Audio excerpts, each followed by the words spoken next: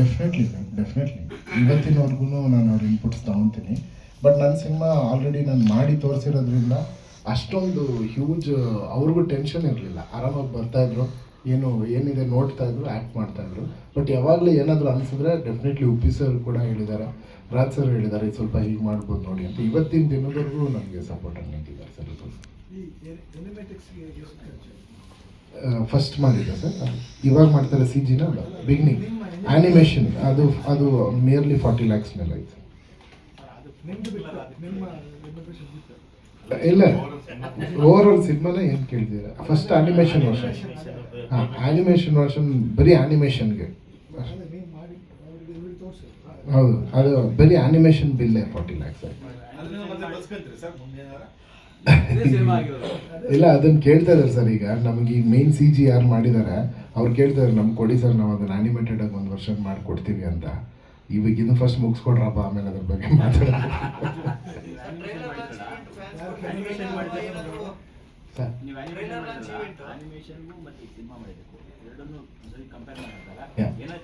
ಇಲ್ಲ sir, exactly ಹಾಗೆ 2 hours 20 minutes ಏನು ಆ್ಯನಿಮೇಷನ್ ಮಾಡಿದೆ, 2 hours 20 minutes ಹಾಗೆ ಬಂದಿದೆ. ಶಾರ್ಟ್ ಟು ಶಾರ್ಟ್ ಹಾಗೆ ಮಾಡಿದ್ದೀವಿ ಸರ್.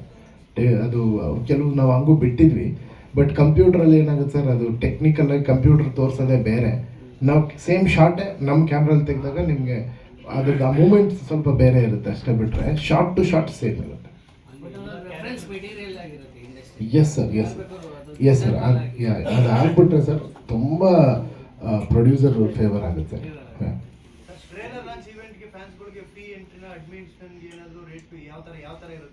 ಸರ್ ಡೆಫಿನೆಟ್ಲಿ ಹೆಂಗೆ ಸರ್, ಫ್ರೀ ಎಂಟ್ರಿ ಸರ್. ಇಲ್ಲಲ್ಲ ಥಿಯೇಟ್ರಲ್ಲಿ ಎಲ್ಲರಿಗೂ ಏನಂದರೆ ಫಸ್ಟ್ ಕಮ್ ಫಸ್ಟ್ ಸರ್ವ್ ಥರ, ಯಾರು ಫಸ್ಟು ಕಲೆಕ್ಟ್ ಮಾಡ್ಕೊತಾರೆ ಪಾಸಸ್ಸು. ಇವಾಗ ಎಕ್ಸಾಂಪಲ್ ಈ ಥಿಯೇಟ್ರಲ್ಲಿ 100 ಸೀಟ್ ಇದೆ ಅಂದರೆ ಆ 100 ಪಾಸಸ್ ಅಲ್ಲಿರುತ್ತೆ. 1000 ಸೀಟ್ ಇದೆ ಅಂದರೆ 1000 ಪಾಸಸ್ ಆ ಥಿಯೇಟ್ರಲ್ಲೇ ಇರುತ್ತೆ. ಫಸ್ಟ್ ಕಮ್ ಫಸ್ಟ್ ಸರ್ವ್ ಥರ ಯಾರು ಬಂದು ಕಲೆಕ್ಟ್ ಮಾಡ್ಕೊಂಡು ನಾವು ಅನೌನ್ಸ್ ಮಾಡ್ತೀವಿ ಯಾವ ಡೇಟಿಂದ ಪಾಸಸ್ ಸಿಗುತ್ತೆ ಅಂತ. ಅಲ್ಲಿ ಇರೋಂಥ ಆ ಡಿಸ್ಟಿಕಲ್ಲಿರೋಂಥ ಫ್ಯಾನ್ಸ್ ಎಲ್ಲ ಹೋಗಿ ಕಲೆಕ್ಟ್ ಮಾಡಿಕೊಂಡು ನೋಡೋವಂಥ ಇದು. ಬಟ್ ಫ್ರೀನೇ ಇರುತ್ತೆ, ನೋ ಚಾರ್ಜಸ್.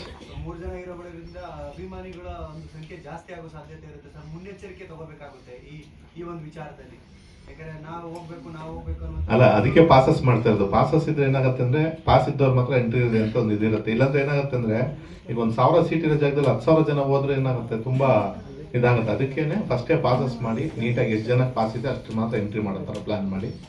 ಒಂದು ಏನಂದ್ರೆ ಸಿನಿಮಾ ರಿಲೀಸ್ ಟೈಮಲ್ಲಿ ಒಂದು ಸಂಭ್ರಮ ಮಾಡ್ತೀವಿ ಗೊತ್ತಾ, ಥಿಯೇಟರ್ಗಳು ಬಂದೆ ಆ ಥರ ಒಂದು ಸಂಭ್ರಮ ಆಗತ್ತೆ. ಈ ಸಿನಿಮಾದ ಟ್ರೈಲರ್ ಲಾಂಚ್ ಎಂಟೈರ್ ಕರ್ನಾಟಕ ಒಂದು ಸಂಭ್ರಮವಾಗಿರ್ಬೇಕು ಅವತ್ತಿನ ದಿನ ಅನ್ನೋದು. ಇವತ್ತು ಈ ಟ್ರೈಲರ್ ಲಾಂಚ್ ಬಗ್ಗೆ ಪ್ರೆಸ್ ಮೀಟ್ ಮಾಡಬೇಕು ಅಂದರೆ, ಈ ನಾರ್ಮಲ್ ಟ್ರೈಲರ್ ಲಾಂಚಿಗೆ ಪ್ರೆಸ್ ಮೀಟ್ ಅವಶ್ಯಕತೆ ಇರೋಕ್ಕೆ ಡೇಟಾ ಆಲ್ರೆಡಿ ಅನೌನ್ಸ್ ಮಾಡಿದ್ದಾರೆ. ಬಟ್ ಒಂದು ಯಾರು ಟ್ರೈ ಮಾಡದಿರೋ ಅಂಥ ಒಂದು ಕಾನ್ಸೆಪ್ಟ್ನ ಟ್ರೈ ಮಾಡೋಣ ಅಂತೇಳಿ ತುಂಬ ದಿವಸದಿಂದ ಇದ್ರ ಹಿಂದೆ ವರ್ಕ್ ಮಾಡಿ, ಇಂಡಿಯಾದಲ್ಲೇ ಇಲ್ಲಿವರೆಗೂ ಯಾರು ಟ್ರೈ ಮಾಡದಿರೋ ಅಂಥದ್ದನ್ನು ಇವರು ಫಸ್ಟ್ 45 ಟೀಮು ಟ್ರೈ ಮಾಡ್ತಿದೆ. ಅಟ್ ಎ ಟೈಮ್ ಇನ್ನು 7 districts including Bengaluru 8 places at a time event ನಡೆಯುತ್ತೆ.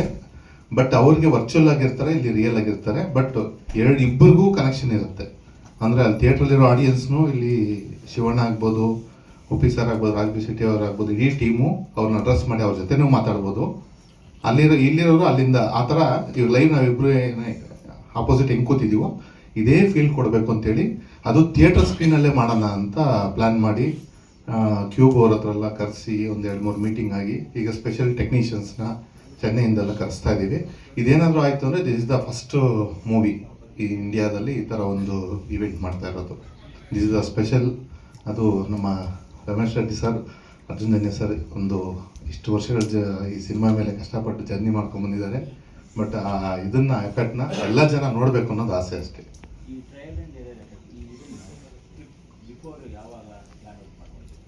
ಯಾವುದು ಟೆಸ್ಟ್ ಏನಿಲ್ಲ, ಅವರು ಆಲ್ರೆಡಿ 2-3 ಡೇಸಲ್ಲೇ ಮಾಡೋಕ್ಕೆ ರೆಡಿ ಇದ್ದಾರೆ.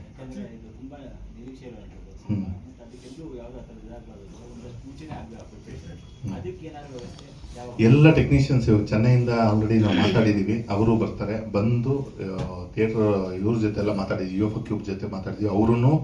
ಅವ್ರಿಗೂ ಇದು ಚಾಲೆಂಜ್ ಇದು. ಯಾಕಂದರೆ ಇಲ್ಲಿವರೆಗೂ ಇಂಡಿಯಾದಲ್ಲಿ ಯಾರೂ ಮಾಡಿಲ್ಲ. ಇದ್ರನ್ನ ನಾವು ಇಂಡಿಯಾದಲ್ಲಿ ಮಾಡಿದ್ರೆ it will be landmark next ಮಾಡೋವರೆಗೂ. ನೀವು ಹೇಳ್ದಂಗೆ ನಾವು ಒಂದು ಟೆಸ್ಟ್ ರನ್ ಮಾಡ್ತಾ ಇದ್ದೀವಿ ಸರ್. ಅದು ಸರ್ ಆಲ್ರೆಡಿ ಪ್ಲ್ಯಾನ್ ಮಾಡಿದ್ದಾರೆ. ಇಲ್ಲೇ ಒಂದು ಥಿಯೇಟ್ರಲ್ಲಿ ಥಿಯೇಟ್ರ್ ಹೆಂಗೆ ಹೋಗುತ್ತೆ, ಏನೋ ಡಿಲೇ ಸೆಕೆಂಡ್ಸ್ ಬರುತ್ತಾ, ಅದು ಬಂದರೆ ಹೆಂಗೆ ಮ್ಯಾನೇಜ್ ಮಾಡಿ, ಏನೇನು ಚಾಲೆಂಜಸ್ ಬರುತ್ತೆ, ಇನ್ನೊಂದು 3-4 ದಿನದಲ್ಲಿ ಮಾಡ್ತಾ ಇದ್ದೀವಿ. ಅದಾದಮೇಲೆ 15ನೇ ತಾರೀಕು ಇರೋದ್ರಿಂದ ಮಧ್ಯಾಹ್ನನೇ ಒಂದು ಟೆಸ್ಟ್ ರನ್ ಮತ್ತೆ ಮಾಡ್ತೀವಿ 15ನೇ ತಾರೀಕು. ಇಲ್ಲ very true sir. Okay okay ಅಲ್ಲಿಂದ ಒಂದು ಲೈವ್ ಅದು ಸಕ್ಸಸ್ ಆಗಿಲ್ಲ ಅಂದ್ರೆ ಟ್ರಯಲ್ ಅಂಡ್ ಎರರ್ ಆಗಿತ್ತು. ಇಲ್ಲ, ಇವತ್ತಿನ ದಿನಕ್ಕೆ ಇಟ್ಸ್ ಪಾಸಿಬಲ್ ಅಂತ ಫೀಮೇಲ್ ಹೀರೋಯಿನ್ ಇದ್ದಾರೆ sir. She is the pair for Raj B Shetty ಅವರು. ಸರ್ ಇದು ಏನಾಗಿದೆ, ಅವರು ಫಿಲ್ಮ್ ಸೈನ್ ಮಾಡಿದ್ವಿ.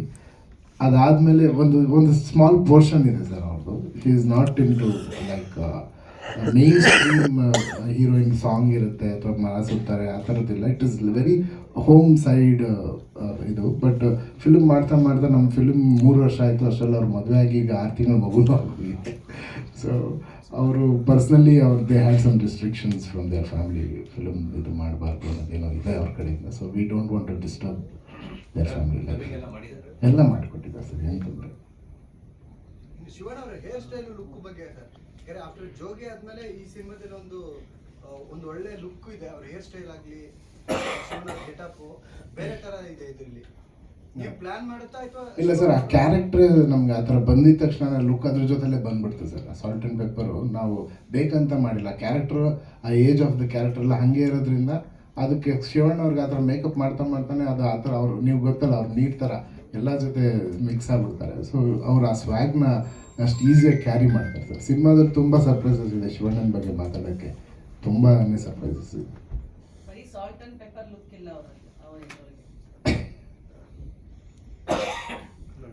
ಜಿಲ್ಲೆಗಳು ಸೆಲೆಕ್ಟ್ ಮಾಡಿದ್ದಾರೆ. Yes sir.